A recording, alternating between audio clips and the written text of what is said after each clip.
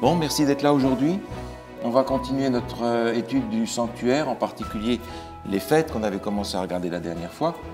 Et on avait vu les 4 fêtes du printemps. Oui. Il nous reste quelque chose à faire, c'est les fêtes de l'automne. On va prier et puis on va reprendre notre passage biblique. Tu veux prier avec nous?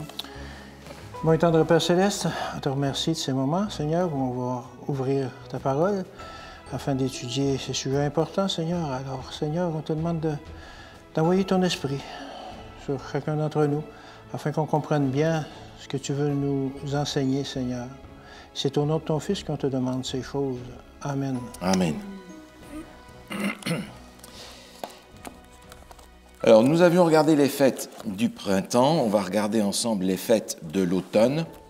Pour ça, on va reprendre notre texte de Lévitique 23, où on avait trouvé la liste de ces 7 fêtes. Lévitique chapitre 23.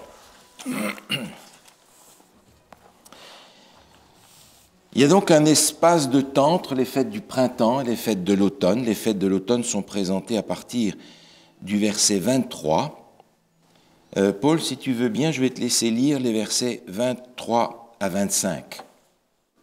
L'Éternel parla à Moïse et dit, « Parle aux enfants d'Israël. Et dit, le 7e mois, le 1er jour du mois, vous aurez un jour de repos.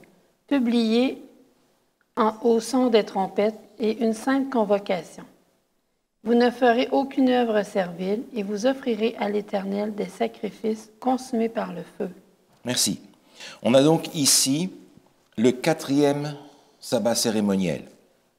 Convocation, aucune œuvre servile, les sacrifices, que l'on appelle généralement la fête des trompettes, qui s'appelle Rosh Hashanah, c'est-à-dire la tête de l'année, le début de l'année, et c'est le moment de leur 1er janvier, disons. Hein? OK. Le début de l'année civile. Cette fête des trompettes, on l'appelle fête des trompettes parce que notre version parle des trompettes. Le mot trompette n'est pas dans le texte.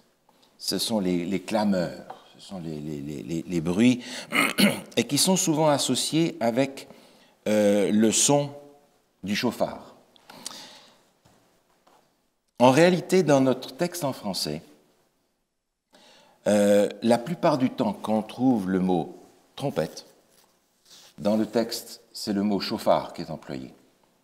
Et lorsque l'on a dans notre texte en français le cor, C-O-R, c'est en fait le mot trompette qui est employé. Donc le chauffard, ben, le voici, en voici un petit, qui servait non pas comme instrument de musique, mais comme instrument de rassemblement. C'est avec le son du chauffard que on annonçait les convocations. C'était un instrument qui annonçait aussi une alarme. On va voir quelques textes à ce sujet-là. C'était un son plutôt lugubre qui se rapporte à une plainte plutôt qu'à autre chose. C'est un appel, il servait à un appel solennel vis-à-vis du peuple. Et il était utilisé justement dans cette fête-là, que l'on ferait beaucoup mieux d'appeler en fait la fête des chauffards, parce que c'était ça ce dont il était question. Maintenant, lorsque le son du chauffard est utilisé dans l'Ancien Testament, à quoi est-ce que ça correspond? Alors on va regarder un certain nombre de textes en rapport avec ça pour comprendre la signification de cette fête que l'on appelle la fête des trompettes. On va regarder un texte dans Ésaïe chapitre 58, le verset 1er. Paul, je vais te laisser lire le verset 1er. Crie à plein gosier, ne te retiens pas. Élève ta voix comme une trompette et annonce à mon peuple ses iniquités, à la maison de Jacob ses péchés. Merci. Élève ta voix comme une trompette. Pourquoi faire? Pour annoncer à mon peuple ses iniquités. Voilà, ses péchés. Et quand on lit la suite, on se rend compte qu'à cause de ces péchés, Dieu va donner un jugement contre le peuple. Donc le son de la trompette, qui est ici le son du chauffard, est en réalité une annonce solennelle pour que le peuple prenne conscience de ses péchés et sache que le jugement de Dieu va arriver s'il ne revient pas. On peut prendre un autre texte dans Osée chapitre 8. Osée chapitre 8. le verset 1, encore une fois. Alain, je vais te laisser lire ça. Embouche la trompette. L'ennemi fond comme un aigle sur la maison de l'Éternel, parce qu'ils ont violé mon alliance et transgressé ma loi. Merci. Embouche la trompette. Annonce à ce peuple qu'il va être jugé. Pourquoi? Parce qu'il a été infidèle à l'alliance. Donc c'est un signal d'alarme, c'est un signal de convocation, c'est un appel que Dieu adresse. Et le texte peut-être le plus significatif se trouve dans le livre de Josué, au chapitre 6, où il nous est raconté la prise de Jéricho. Josué, chapitre 6, on va lire les versets 2 à 5. Tu veux bien nous lire ça, Paul? L'Éternel dit à Josué, « Vois, je livre entre tes mains Jéricho et son roi, ses vaillants soldats. Faites le tour de la ville, vous tous les hommes de guerre. Faites une fois le tour de la ville. Tu feras ainsi pendant 6 jours. 7 sacrificateurs porteront devant l'arche 7 trompettes retentissantes. Le 7e jour, vous ferez 7 fois le tour de la ville et les sacrificateurs sonneront des trompettes. Quand ils sonneront de la corne retentissante, quand vous entendrez le son de la trompette, tout le peuple poussera de grands cris. Alors la muraille de la ville s'écroulera et le peuple montera chacun devant soi. » Merci. Donc on a ici cette prise de Jéricho qui est faite d'une façon tout à fait particulière. Ils doivent tourner autour de la ville et sonner de la trompette, qui est en fait le chauffard. Et le 7e jour, ils vont faire le tour 7 fois. Pendant ces 7 jours, Jéricho est assiégé. Et Jéricho a encore la possibilité, pendant ces 7 jours, de se livrer au peuple. Par conséquent, cette annonce, cette sonnerie du chauffard est une annonce du jugement de Dieu qui va venir. Et on ne peut pas s'empêcher de faire le lien entre ces 7 sacrificateurs qui portent 7 trompettes et qui annoncent un jugement de Dieu avec les 7 trompettes qu'on a dans le livre de l'Apocalypse. Oui. Alors regardez avec moi dans l'Apocalypse, au chapitre 8.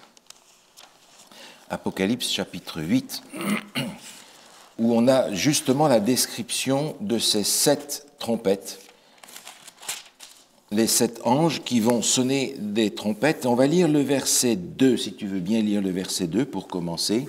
« Et je vis les 7 anges qui se tiennent devant Dieu, et 7 trompettes leur furent données. » Merci. Tu veux bien nous lire aussi le verset 6 et 7, s'il te plaît? « Et les 7 anges qui avaient les 7 trompettes se préparèrent à sonner. Le premier sonna de la trompette, et il y eut de la grêle et du feu mêlés de sang, qui furent jetés sur la terre. Et le tiers de la terre fut brûlé, et le tiers des arbres fut brûlé, et toute l'herbe verte fut brûlée. » Merci. Donc on a juste le début ici de ces trompettes qui continuent dans le chapitre 8 et 9. 7 anges qui tiennent 7 trompettes et qui proclament, qui crient ce message par les trompettes.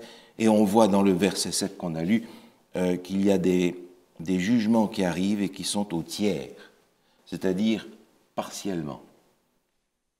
Quand on arrive au chapitre 16 de l'Apocalypse, il y a aussi des jugements, on va appeler ça les coupes, c'est le texte qui nous parle de ça, et je vais te laisser lire le verset 1 et 2 du chapitre 16.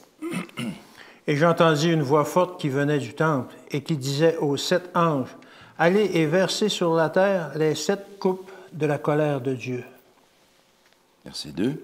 Le premier alla, et il versa sa coupe sur la terre, et un ulcère malin et douloureux frappa les hommes qui avaient la marque de la bête et qui adoraient son image. Merci.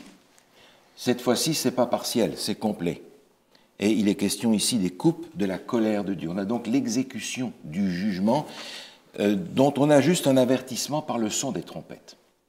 Et on a dans l'Apocalypse ce lien qui est fait d'une façon très claire entre le son de la trompette et le jugement.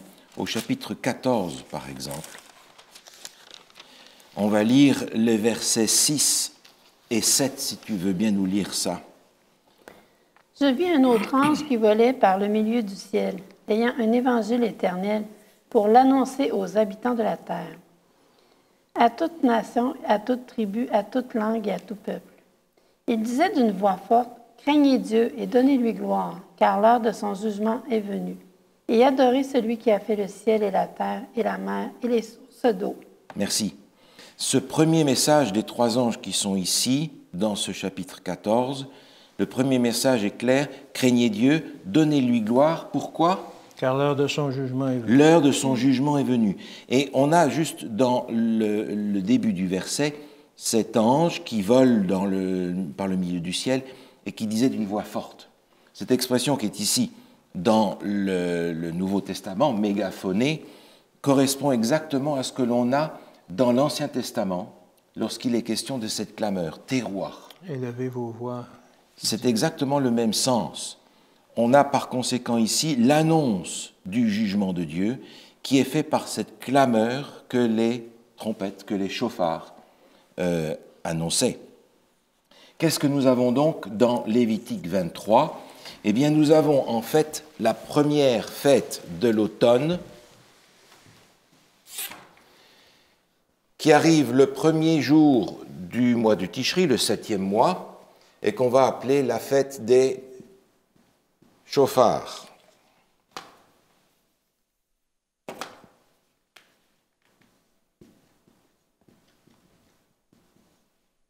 Ici, le premier jour. Et elle va durer combien de temps, cette fête, vous vous souvenez ?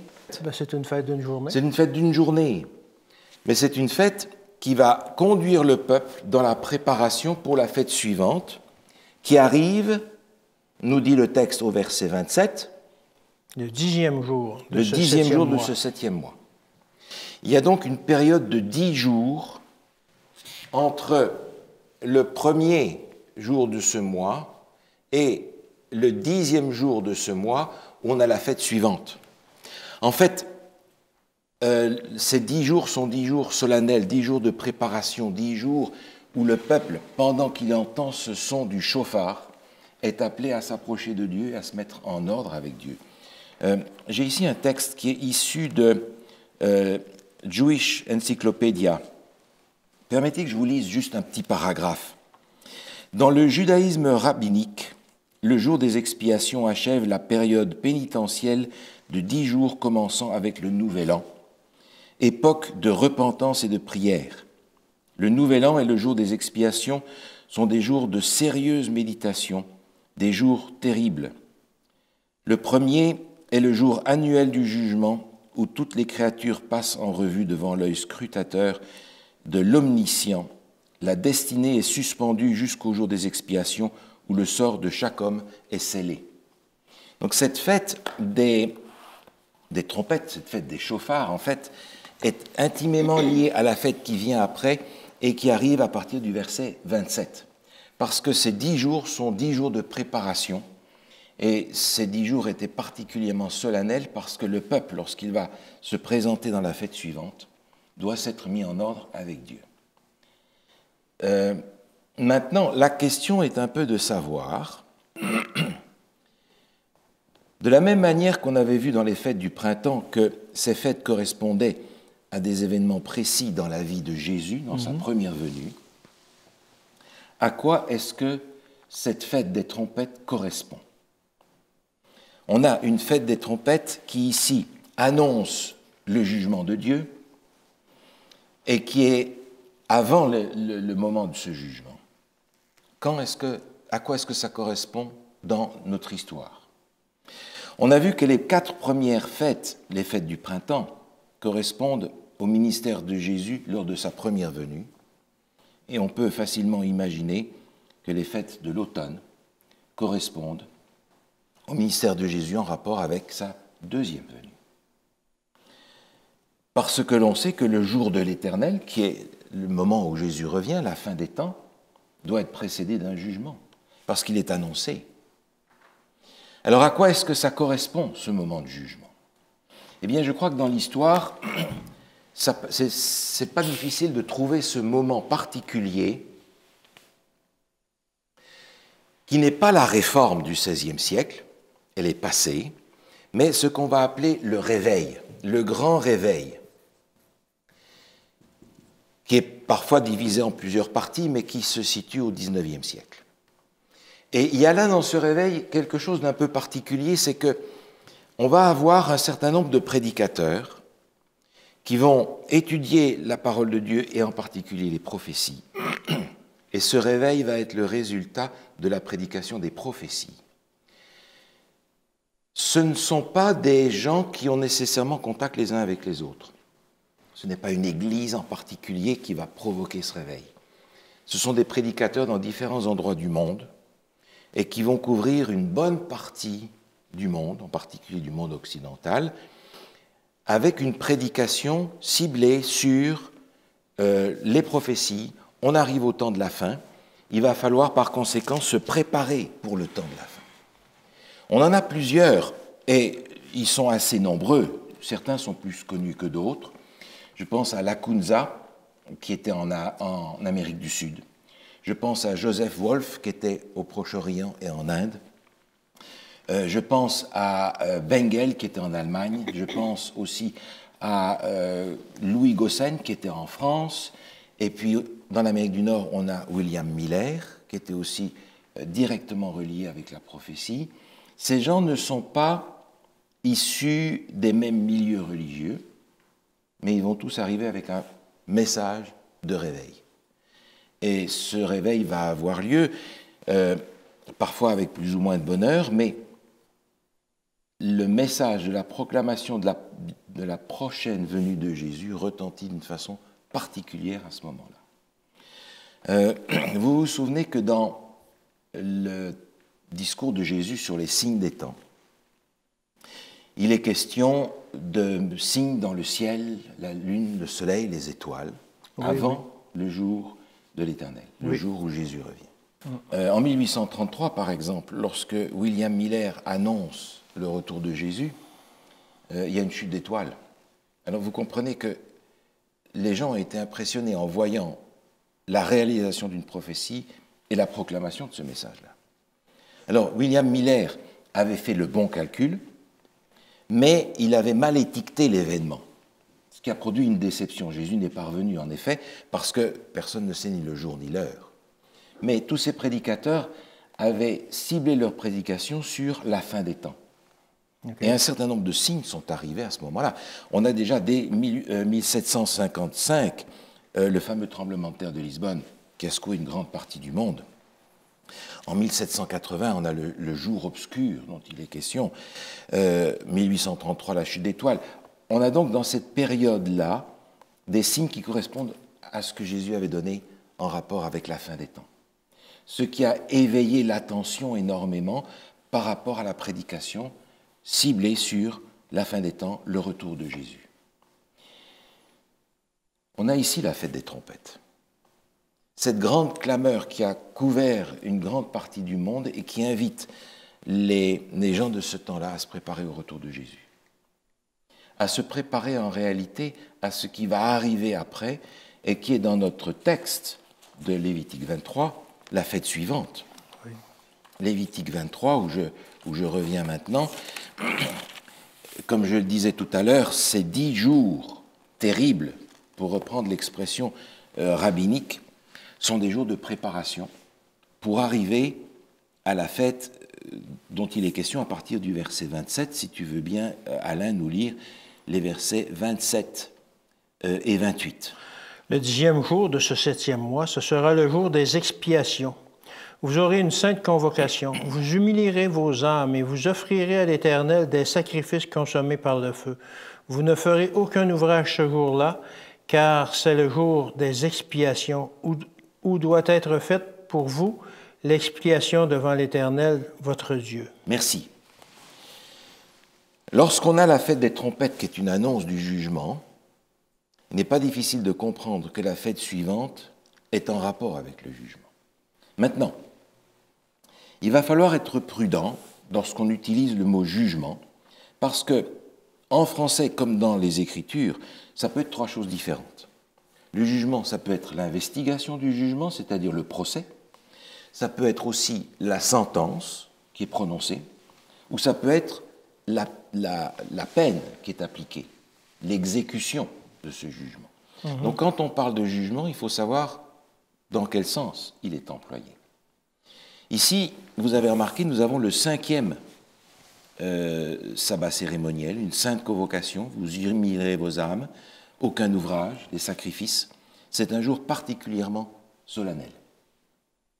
Et ce jour est décrit en détail dans Lévitique au chapitre 16. Lévitique chapitre 16. Alors, nous n'allons pas lire ce chapitre en entier. Il est un peu long, mais il nous donne tous les détails de cette fête-là. On va lire quelques versets cependant. Paul, est-ce que tu voudrais bien nous lire dans Lévitique 16 les versets 3 à 5? Voici de quelle manière Aaron entrera dans le sanctuaire. Il prendra un jeune taureau pour le sacrifice d'expiation et un bélier pour l'holocauste. Il se revêtira de la tunique sacrée de lin et portera sur son corps des caleçons de lin. Il se ceindra d'une ceinture de lin et il se couvrira la tête d'une tiare de lin. Ce sont les vêtements sacrés dont il se revêtira après avoir lavé son corps dans l'eau. Il recevra de l'assemblée des enfants d'Israël 2 boucs pour le sacrifice d'expiation et un bélier pour l'holocauste. Merci. Alors, dans cette cérémonie-là, dans cette journée particulière, en fait, la journée va commencer, comme toutes les autres, par le sacrifice perpétuel. Une fois que le sacrificateur a fait ça, il va changer ses vêtements, nous est-il dit, parce qu'il doit faire un sacrifice avec un jeune taureau pour ses propres péchés à lui. Oui. Et il va apporter ça, le sang de ce taureau dans le lieu très saint du sanctuaire pour la seule fois de l'année où il peut y aller, pour obtenir la purification, l'expiation de ses péchés à lui. Vous avez remarqué, il est dit, il se vêtira au verset 4 de la tunique sacrée de lin, etc. Donc il ne va pas porter ses vêtements habituels De grands prêtres.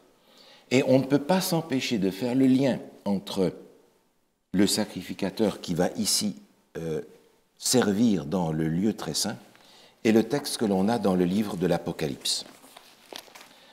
Apocalypse au chapitre 1er. Apocalypse chapitre 1er. On va lire juste quelques versets, les versets 12 à 14. Tu veux bien nous lire ça, s'il te plaît? Je me retournai pour connaître quelle était la voix qui me parlait. Et après m'être retourné, je vis 7 chandeliers d'or, et au milieu des 7 chandeliers, quelqu'un qui ressemblait à un fils d'homme, vêtu d'une longue robe et ayant une ceinture d'or sur la poitrine. Sa tête et ses cheveux étaient blancs comme la laine blanche, comme de la neige. Ses yeux étaient comme une flamme de feu. Ses pieds étaient semblables à de l'airain ardent, comme s'il eût embrasé dans une fournaise. Ils eût été embrasés dans une fournaise. Et sa voix était comme le bruit de grandes eaux. Merci. On a ici une description que Jean voit en vision dans le ciel. Il est question d'un fils d'homme qui est revêtu de cette robe dont nous avons parlé tout à l'heure, et qui, dans le premier chapitre du livre de l'Apocalypse, est en train de nous présenter Jésus dans le ciel, dans la tenue du souverain sacrificateur qui entre dans le lieu très saint pour y faire le service dont il est question dans notre texte. D'ailleurs, quelques versets plus haut, au chapitre 1 et au verset 10, il est dit que ces gens qui parlent, je fus saisi par l'Esprit au jour du Seigneur. Le jour du Seigneur qui est présenté dans l'Ancien Testament comme le jour de l'Éternel, est en rapport avec le jour du jugement. On a donc ici dans Lévitique chapitre 23 cette fête des expiations, Yom Kippourim, plusieurs expiations vont être faites. Et c'est un jour particulièrement solennel. On revient dans Lévitique au chapitre 16. On va lire le verset 15, si tu veux bien, Alain, nous lire le verset 15 en rapport avec le sacrifice de ce bouc-là. OK. Il égorgera le bouc expiatoire pour le peuple. et il emportera le sang au-delà du voile. Il fera avec ce sang comme il a fait avec le sang du taureau. Il en fera l'aspersion sur le propitiatoire et devant le propitiatoire. Merci. Qu'est-ce que c'est le propitiatoire? C'était le couvercle de l'arche. Oui, c'est ça, le couvercle de l'arche. Il y avait sur ce couvercle 2 anges sculptés qui étaient en position d'adoration, oui, qui regardaient vers l'arche. Et lorsque le prêtre entrait dans le lieu très saint, il allait mettre du sang avec son doigt sur le bord de ce couvercle-là. Et vous avez remarqué, dans le verset 16, il nous est dit quelque chose de particulier. Si tu veux bien le lire aussi, s'il te plaît. C'est ainsi qu'il fera l'expiation pour le sanctuaire, à cause des impuretés des enfants d'Israël et de toutes les transgressions par lesquelles ils ont péché. Il fera de même pour la tente d'assignation qui est au milieu d'eux, au milieu de leur impureté. Merci. Il est question ici de l'expiation. C'est le jour des expiations. On peut se poser la question parce que tous les jours, les gens qui avaient pris conscience de leurs péchés venaient au temple et offraient un sacrifice pour le pardon de leurs péchés. Ils imposaient les mains à l'animal qu'ils avaient apporté, ils l'égorgeaient eux-mêmes et le sacrificateur faisait le reste du rituel en rapport avec ce sacrifice. Donc ils obtenaient le pardon de leurs péchés quotidiennement. Le sacrifice du matin et du soir était aussi dans cet ordre d'idées. Et vous vous souvenez que par la viande qu'ils mangeaient et par le sang qu'ils apportaient, le sang contaminé, on pourrait dire, symboliquement par le péché, était introduit dans le lieu saint du sanctuaire. Et ici, il n'est pas seulement question de pardon, il est question d'expiation. J'allais dire, c'est un pas plus loin. Pardonner, c'est une chose, et on a vu cette image, c'est un manteau qui est mis sur nous, c'est une robe pure qui nous est donnée. Mais ici, il est question d'expier. Il s'agit dans l'expiation non seulement du pardon, mais de l'élimination de la cause du péché. Parce que dans le texte que l'on a, on a donc le 2e bouc, et ce bouc va être sacrifié pour Azazel lorsque le sacrificateur va sortir du lieu très saint, après y avoir apporté le sang du premier bouc. On va y imposer les mains au 2e bouc, symbolisant par là que tous les péchés pardonnés vont retomber sur lui. Et ce bouc va être envoyé au désert où il va mourir. L'expiation a lieu à ce moment-là où la cause, l'origine du péché va être détruite par ce bouc qui est envoyé condamné au désert et qui va porter sur lui tout ce qui a été pardonné. Parce qu'il représente Satan qui est la cause de tout ce problème. En sortant du temple, le prêtre va donc faire l'expiation pour le lieu très saint, pour le lieu saint, pour le parvis et pour le peuple. Expiation de tous ces éléments-là alors qu'il sort, cette fois-ci porteur du pardon et de l'expiation de la part de Dieu. Il est rentré de la part du peuple, il ressort de la part de Dieu pour le pardon et l'expiation. C'est-à-dire que tous ces péchés qui n'ont pas été pardonnés parce qu'ils ne s'en sont pas rendus compte, toutes ces fautes qui n'ont pas été expiées, c'est à ce moment-là que ça va être fait. Et c'est par conséquent une véritable purification du peuple. Nous avons dans le Nouveau Testament quelque chose qui s'apparente aussi à ça, et que nous appelons la Sainte Seine, le repas du Seigneur. Nous pouvons, nous aussi, nous présenter à Dieu directement par la prière, au nom de Jésus, le seul médiateur qui existe, pour obtenir le pardon de nos fautes. Mais lorsqu'on fait la Sainte Seine, le lavement des pieds en particulier est présenté dans l'Évangile de Jean, au chapitre 13, comme le moyen qui nous est donné pour être entièrement purs. Célébrer le repas du Seigneur sans célébrer aussi le lavement des pieds qui a été indiqué dans Jean chapitre 13, c'est tronquer ce que Jésus nous a donné.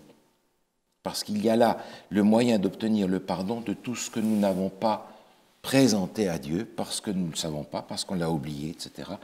C'est le moyen d'être entièrement pur, c'est-à-dire tel que nous sommes sortis de notre baptême.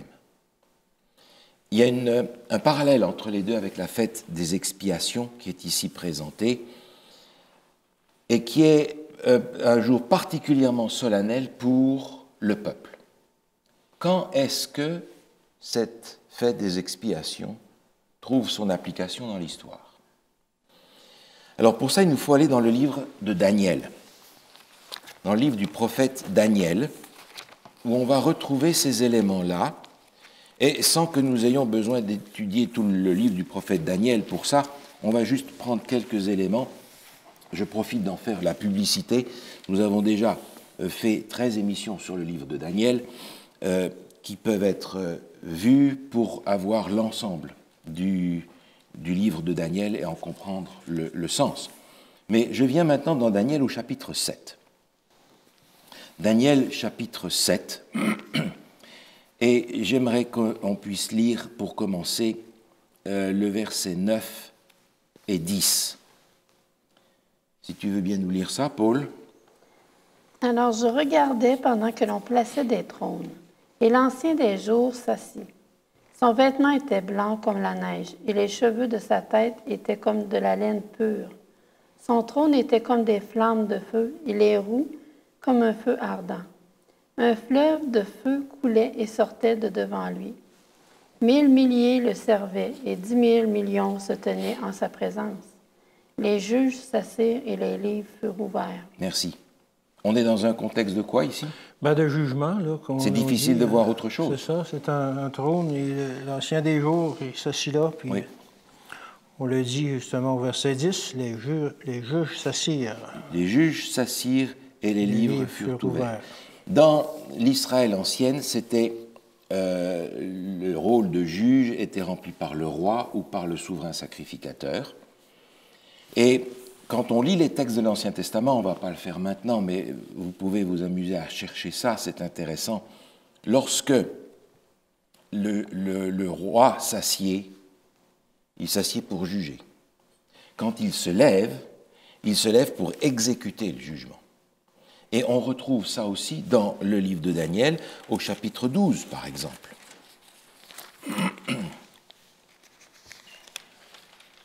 Verset 1. Si tu veux nous lire Daniel, chapitre 12, verset 1. En ce temps-là se lèvera Michaël, le grand chef, le défenseur des enfants de ton peuple. Et ce sera une époque de détresse, telle qu'il n'y en a point eu depuis que les nations existent jusqu'à cette époque.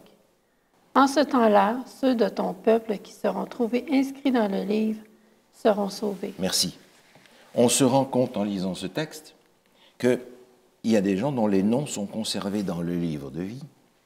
Et là, Michaël, le grand chef, Jésus, il n'est plus assis. Il se lève pour exécuter le jugement et qui va être une défense du peuple de Dieu. Non pas une condamnation, mais une défense du peuple de Dieu. Le jugement est donc défini, on va lire un texte encore à ce propos-là, dans les Écritures comme une bonne nouvelle. Nous percevons aujourd'hui le jugement comme étant synonyme de condamnation obligatoire. Dans les Écritures, le jugement est d'abord une bonne nouvelle. D'abord une bonne nouvelle. Maintenant, retournons dans Daniel au chapitre 7. Je vais te demander, Alain, de nous lire les versets 13 et 14 qui sont dans le chapitre 7, un peu plus loin que ce qu'on a lu tout à l'heure. Je regardais pendant mes visions nocturnes, et voici, sur les nuées des cieux, arriva quelqu'un de semblable à un fils de l'homme. Il s'avança vers l'Ancien des jours, et on le fit approcher de lui. On lui donna la domination, la gloire et le règne, et tous les peuples, les nations et les hommes de toute langue le servirent. Sa domination est une domination éternelle qui ne passera point, et son règne ne sera jamais détruit. Merci. Il est question ici d'un fils d'homme qui s'avance, et si on ne lit pas le texte en entier, on a l'impression qu'on a ici une description du retour de Jésus. Je regardais dans mes visions, voici, sur les nuées des cieux arriva quelqu'un de semblable à un fils de l'homme. Ouais. Si on s'arrête là, on a l'impression qu'on a une image du retour de Jésus. Mais il faut lire le texte comme il faut. Il s'avança vers l'ancien des jours et on le fit approcher de lui. Alors, dites-moi, dans ce qu'on avait vu du sanctuaire, où se trouve le trône de Dieu? Ben, comme on a vu tout à l'heure, c'est sur l'arche, le propitiatoire, dans le lieu très saint. L'arche est le trône. Est le trône, oui. N'est-ce pas? Et c'est ça, oui, la Shekinah était là, la présence de Dieu était là, dans le lieu très saint. Dans le lieu très saint. On se rend compte par conséquent dans ce texte que le Fils de l'homme, Jésus, le titre que Jésus aimait particulièrement, va rencontrer l'Ancien des jours, le Père, dans le lieu très saint du sanctuaire. Mais où? Sur terre? Non, dans le sanctuaire céleste. Mais c'est ce qu'on a vu dans les versets précédents, n'est-ce pas? Où il y a l'Ancien des jours, tous les êtres célestes qui sont là présents, les juges qui s'asseyent. Dans ce chapitre 7 de Daniel, plusieurs allusions sont faites au jugement. Mis à part ces deux textes, on a un petit peu plus loin le verset 21. Si tu veux bien nous lire le verset 21, s'il te plaît. Je vis cette corne faire la guerre aux saints et l'emporter sur eux, jusqu'au moment où l'Ancien des jours vint donner droit aux saints du Très-Haut, et le temps arriva où les saints furent en possession du royaume. Merci. L'Ancien des jours vint donner droit aux saints du Très-Haut. C'est un terme juridique, ça. Parce que lorsque le jugement est terminé, ceux qui ont accepté Jésus comme leur sauveur peuvent hériter du royaume des cieux. C'est ce dont il est question ici. On apprend que ça va être au travers de la persécution, mais dans les versets suivants, on va de nouveau parler du jugement d'une façon plus précise. Si tu veux bien nous lire, Alain, les versets 24, 25 et 26. Les 10 cornes, ce sont 10 rois qui s'élèveront de ce royaume. Une autre s'élèvera après eux. Il sera différent des premiers, et il abaissera 3 rois. Il prononcera des paroles contre le Très-Haut. Il opprimera les saints du Très-Haut, et il espérera changer les temps et la loi. Et les saints seront livrés entre ses mains pendant un temps, des temps et la moitié d'un temps. Puis viendra le jugement, et on lui ôtera sa domination, qui sera détruite et anéantie pour jamais. Merci.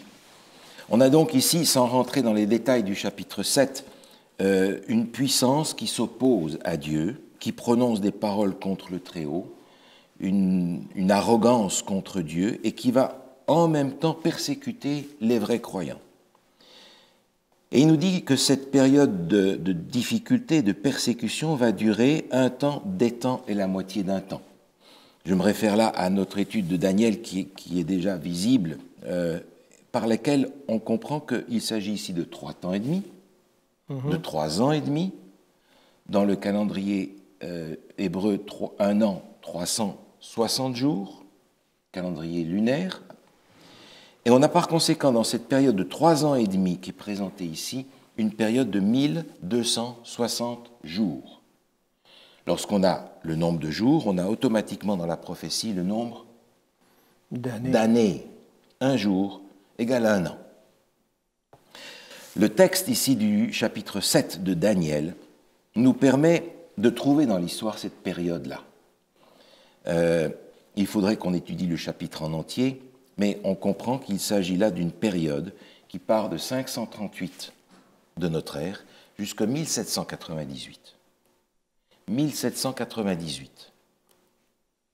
C'est une longue période qui se termine déjà dans des temps beaucoup plus proches. Proche de nous, oui. N'est-ce pas? Oui.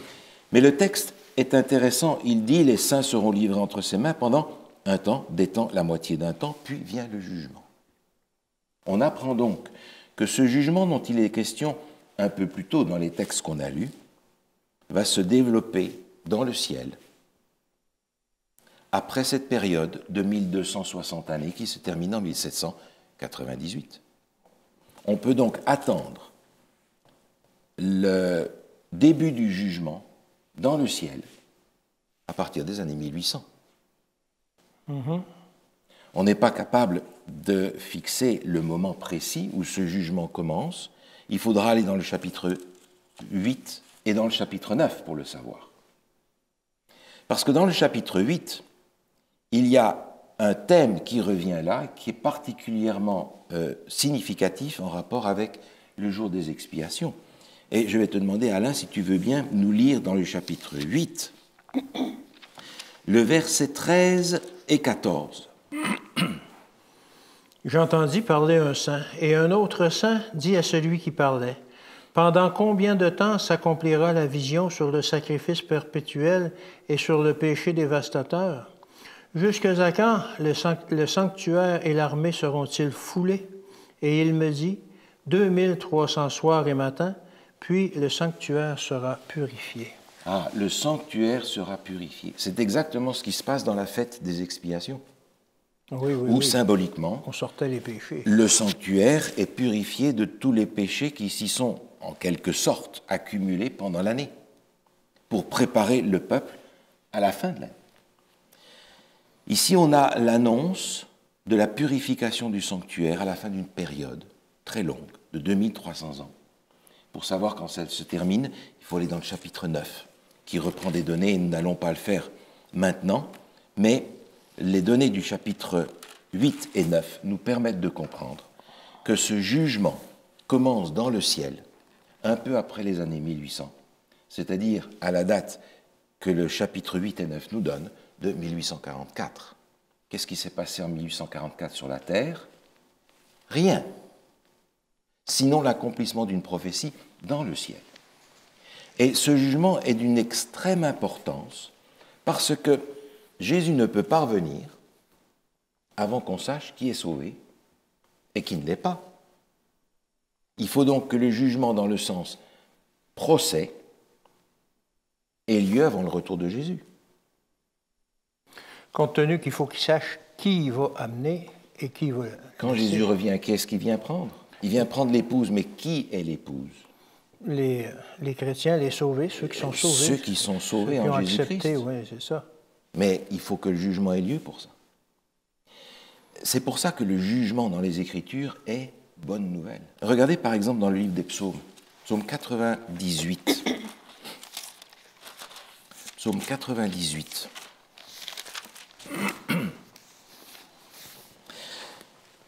Alain, est-ce que je peux te demander de nous lire les versets 4 à 9? Poussez vers l'Éternel des cris de joie, vous tous, habitants de la terre. Faites éclater votre allégresse et chantez. Chantez à l'Éternel avec la harpe, chantez des cantiques. Avec les trompettes et au son du cor. Poussez des cris de joie devant le roi, l'Éternel. Que la mer retentisse avec tout ce qu'elle contient. Que le monde et ceux qui l'habitent éclatent d'allégresse. Que les fleuves battent des mains. Que toutes les montagnes poussent des cris de joie devant l'Éternel. Il vient pour juger la terre. Et il jugera le monde avec justice et les peuples avec équité. Merci. Pourquoi cette joie dans l'univers entier? Parce qu'il vient pour juger la terre. Parce qu'il vient pour juger la terre. Et quand Dieu vient pour juger, c'est bonne nouvelle, parce que ceux qui ont accepté qu'ils soient sauvés par Dieu et par son plan du salut en Jésus-Christ, ce n'est pas la condamnation, c'est la réhabilitation. Le jugement est réhabilitation du croyant. Et c'est là que se trouve la bonne nouvelle, parce que nous devons tous passer en jugement, mais pas tous recevoir la condamnation. Dans l'épître aux Romains, au chapitre 8, il nous est dit quelque chose de clair à ce sujet-là. Romains chapitre 8, verset 1. Paul, si tu veux nous lire ça.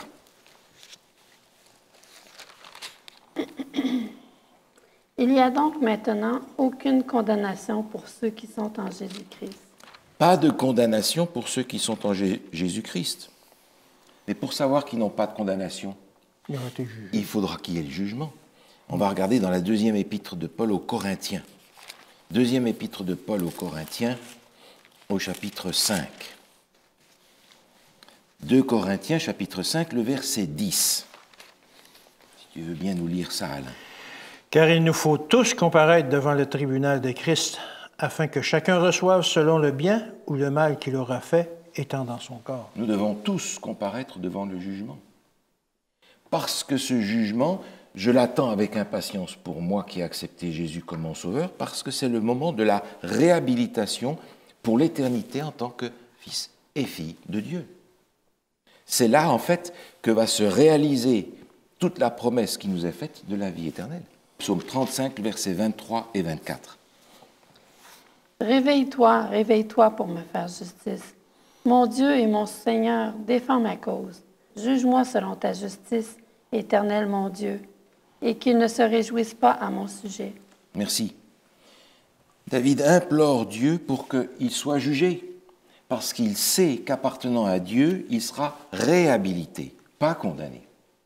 Et nous pouvons avoir cette assurance-là aussi, avoir l'assurance d'être réhabilité par le jugement de Dieu, réhabilité devant l'univers entier. Et bien entendu, ce jugement va, comme on l'a lu tout à l'heure, décider de la destinée des uns et des autres. D'où l'importance d'être nous-mêmes entrés dans le sanctuaire et d'avoir suivi le plan du salut, dont Jésus est la pièce maîtresse. Maintenant, j'aimerais qu'on regarde juste un ou deux textes dans l'Épître aux Hébreux, où l'apôtre Paul, qui a inspiré cet épître, essaye d'expliquer précisément le rôle de Jésus en tant que sacrificateur. Épître aux Hébreux, chapitre 9. On va lire, pour commencer, le verset 11 et 12. Si tu veux bien nous lire ça, Alain, Hébreux, chapitre 9, versets 11 et 12. Mais Christ est venu comme souverain sacrificateur des biens à venir. Il a traversé le tabernacle le plus grand et plus parfait, qui n'est pas construit de main d'homme, c'est-à-dire qui n'est pas de cette création. Et il est entré une fois pour toutes dans le lieu très saint, non avec le sang des boucs et des veaux, mais avec son propre sang, ayant obtenu une rédemption éternelle. Merci. Le texte ici parle non pas spécifiquement du lieu très saint, mais des lieux saints. Et on comprend que Jésus ici remplit ce rôle de sacrificateur, mais dans une dimension beaucoup plus grande que le sacrificateur dans le temple terrestre. Encore une fois, dans le chapitre 9, on va lire, si vous voulez bien, Paul, tu peux nous lire le verset 24. Car Christ n'est pas entré dans un sanctuaire fait de main d'homme, en imitation du véritable, mais il est entré dans le ciel même, afin de comparaître maintenant pour nous devant la face de Dieu. Merci.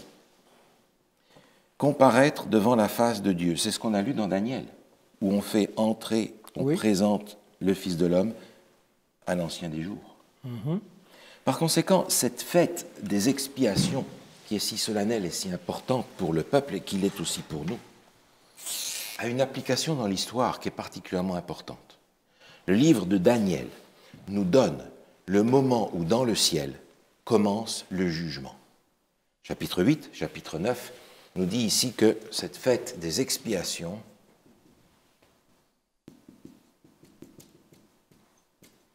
commence en 1844. Ça veut dire quelque chose d'important, parce que dans les prophéties bibliques, c'est la dernière date que l'on peut calculer avec les données de la prophétie.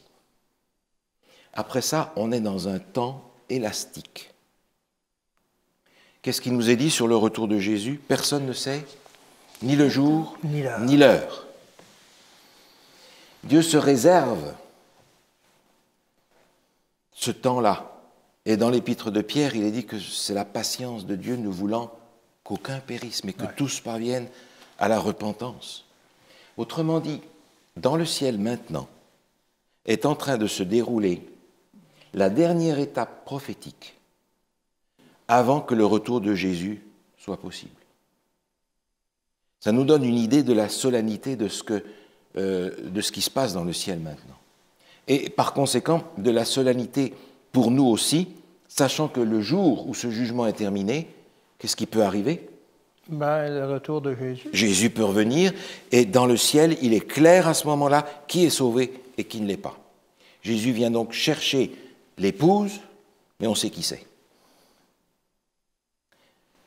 Cette fête des expiations, qui commence en 1844, en fait, elle n'est pas terminée.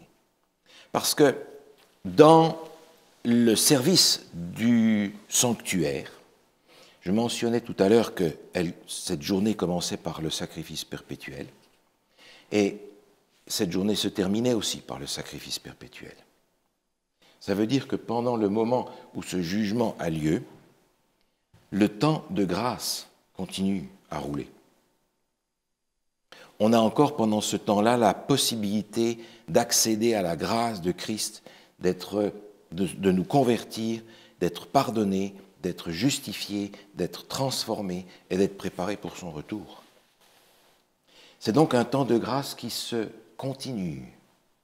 Jusque quand? Je n'en sais rien, je ne sais pas le jour où je vais m'éteindre ou le jour où Jésus va revenir, mais peu importe.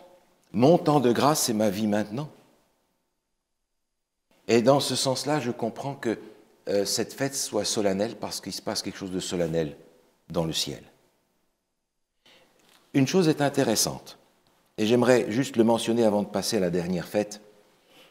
Il nous est dit que le Fils de l'homme, on le fait approcher vers l'ancien des jours.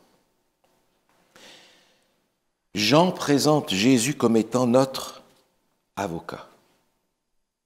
Nous n'avons pas besoin de nous présenter en personne dans ce tribunal-là. Et heureusement, qu'est-ce que vous voulez que j'apporte moi dans ce tribunal pour m'en sortir? Le mieux que je peux faire, c'est de rester bien tranquille et de laisser Jésus prendre ma place dans ce jugement-là, parce que Jésus va se présenter à ma place et demander au juge, mais y a-t-il le péché en moi? Non. Sauvé. Parce que, selon l'Épître aux Colossiens, je suis caché en Jésus devant Dieu. Oui. Et quand Jésus intercède pour moi dans ce jugement, moi je me fais tout petit derrière parce que c'est lui qui va aller à ma place. Ça, c'est une grâce extraordinaire. Mais ce n'est pas fini. Parce que Jésus nous explique, et on l'a dans l'Évangile de Jean, chapitre 5, que le Père a remis tout jugement entre les mains du Fils. Au Fils. Oui. Autrement dit, ce jugement qui a lieu dans le lieu très saint du sanctuaire, là où est le trône de Dieu, il est réalisé par Jésus, avocat, et Jésus, juge. Mais écoutez, c'est extraordinaire. C'est extraordinaire. Mon avocat, c'est mon juge. Parlez-moi d'une partialité, là. Oui. Il est entièrement voué à mon salut. Et c'est pour ça que le jugement que l'on retrouve, ce thème du jugement que l'on retrouve dès les premières pages dans la Genèse jusqu'à la fin de l'Apocalypse, c'est un thème essentiel parce que pour le croyant, ce jugement, c'est la réhabilitation. Et nous avons besoin d'être réhabilités par la grâce de Jésus-Christ. Cette fête est importante parce qu'elle nous amène jusque dans notre temps aujourd'hui, dans l'attente de regarder la dernière fête. Alors, regardons rapidement dans Lévitique 23 quelques textes qui sont en rapport avec cette fête. Il y a un développement un petit peu plus long ici. Nous allons prendre les textes les plus significatifs, si vous le voulez bien, dans Lévitique chapitre 23. Paul, est-ce que tu voudrais nous lire, s'il te plaît, le verset 33 et 30 à 35? L'Éternel parla à Moïse et dit, « Parle aux enfants d'Israël et dis, le 15e jour de ce 7e mois, ce sera la fête des tabernacles, en l'honneur de l'Éternel pendant 7 jours. Le premier jour, il y aura une sainte convocation. Vous ne ferez aucune œuvre servile. » Merci. On trouve ici le 6e sabbat cérémoniel. Le 7e aura lieu à la fin de cette période-là, et on le retrouve un petit peu plus loin au verset 39. Il s'agit ici de la fête des tabernacles, la fête des cabanes. Une fête qui a lieu quand, nous dit le texte? Le 15e jour du 7e mois. Le 15e jour.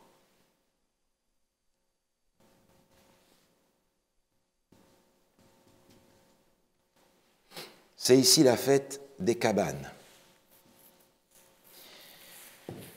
Il devait se construire des cabanes Et il va nous expliquer, le texte va nous expliquer un petit peu plus loin pourquoi c'est ainsi. On va lire dans ce même chapitre les versets 40 à 43, si tu veux bien nous lire ça, Alain. Vous prendrez le premier jour du fruit des beaux arbres, des branches de palmiers, des rameaux d'arbres touffus et des saules de rivière, et vous vous réjouirez devant l'Éternel, votre Dieu, pendant 7 jours. Vous célébrerez chaque année cette fête à l'Éternel pendant 7 jours. C'est une loi perpétuelle pour vos descendants. Vous la célébrerez le 7e jour, le 7e mois.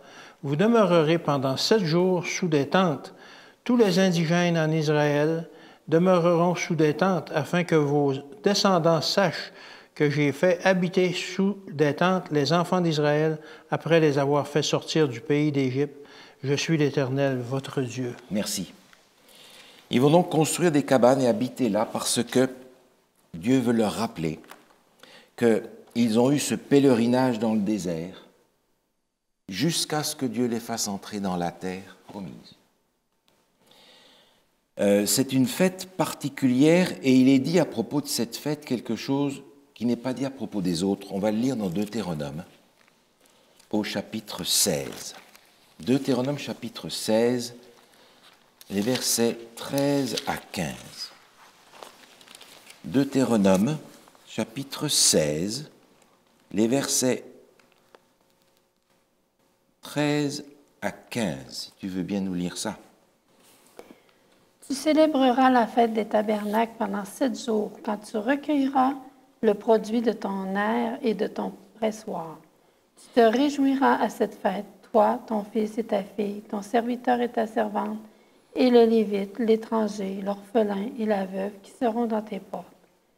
Tu célébreras la fête pendant 7 jours en l'honneur de l'Éternel, ton Dieu, dans le lieu que choisira l'Éternel. Car l'Éternel, ton Dieu, te bénira dans toutes tes récoltes et dans tout le travail de tes mains. Et tu te livreras entièrement à la joie. Voilà. C'est une fête de réjouissance à cause de la récolte. C'est la récolte. Tu te livreras entièrement à la joie. C'est la fête la plus joyeuse de toutes. Parce qu'on a récolté le fruit de l'aire et du pressoir. Qu'est-ce qu'on récolte dans l'aire, A-I-R-E? Ah, c'était les céréales qui étaient battues là. Oui. On récoltait le blé, on récoltait l'orge, j'imagine. C'est ça. L'aire, c'était rond, on mettait un piquet, un animal qui tournait en rond, qui piétinait ça pour séparer la balle du grain. Et qu'est-ce qu'on récolte dans le pressoir? Ben, le jus de raisin, le vin, le jus de raisin. On ne peut pas s'empêcher de regarder ce texte de l'Apocalypse qui prend le même thème au chapitre 14. Apocalypse, chapitre 14. On a vu tout à l'heure un message qui était donné par un ange et qui annonçait le jugement. Oui. Au verset 7, il était dit « Craignez Dieu, donnez-lui gloire, car l'heure de son jugement est venue. » Oui. En fonction de ça, il était demandé d'adorer le Créateur. Maintenant, au verset 14, Paul, si tu veux bien nous lire le verset 14, il est question ici de quelque chose que nous attendons.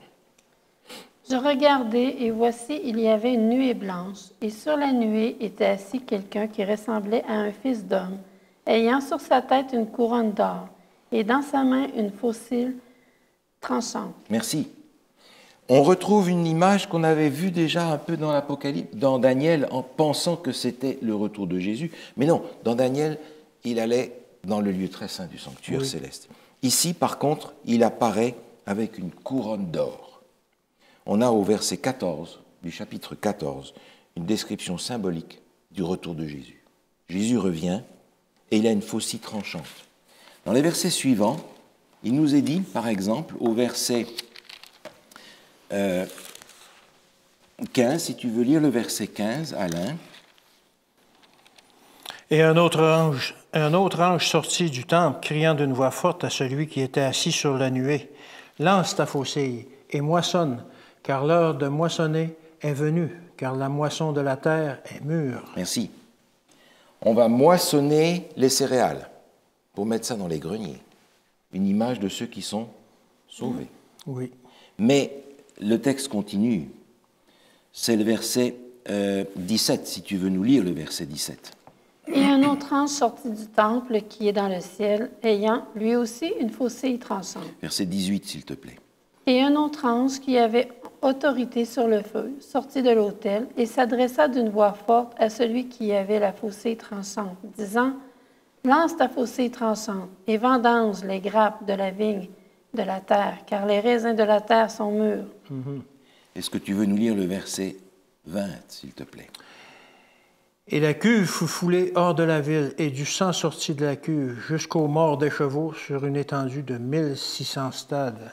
On a ici une image de la vendange qui est présentée comme la grande cuve de la colère de Dieu, c'est-à-dire qu'on a les deux solutions et seulement les deux possibles.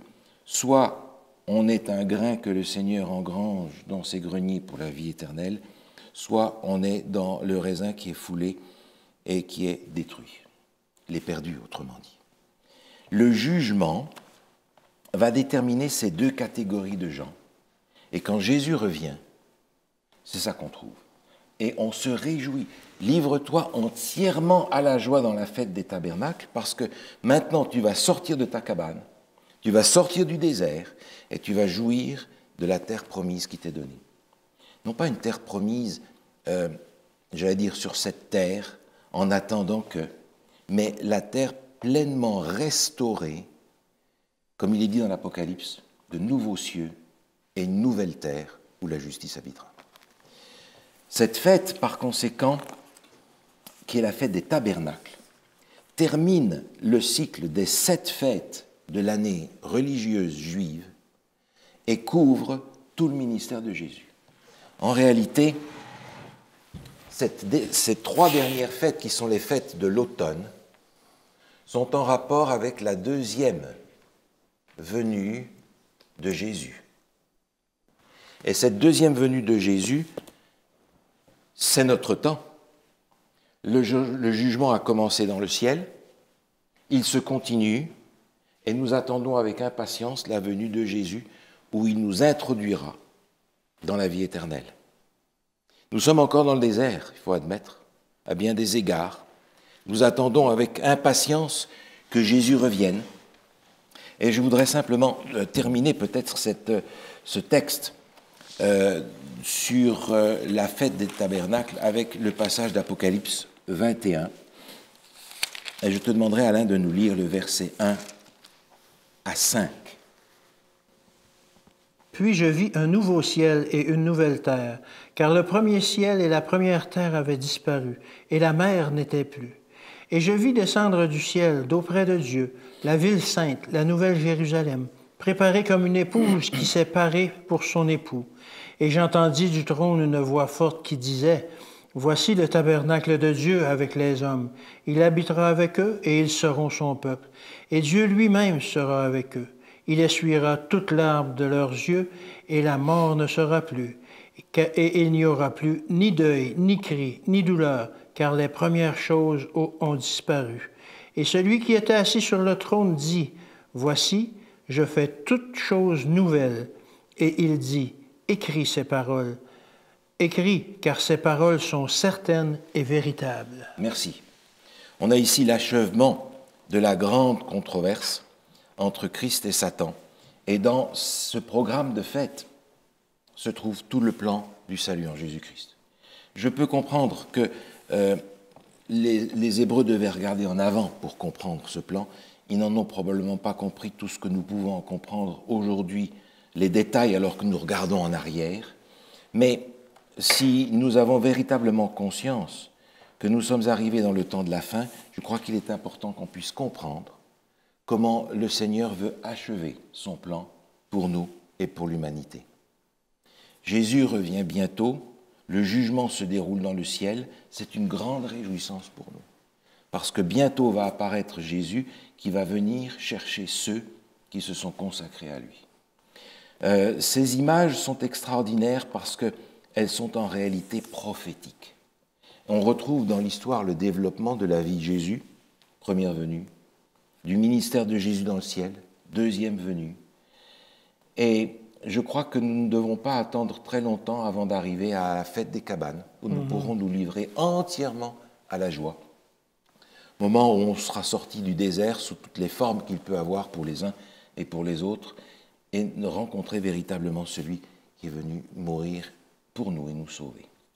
C'est important que nous puissions nous réjouir à l'avance de cette perspective qui nous est offerte. On prie ensemble.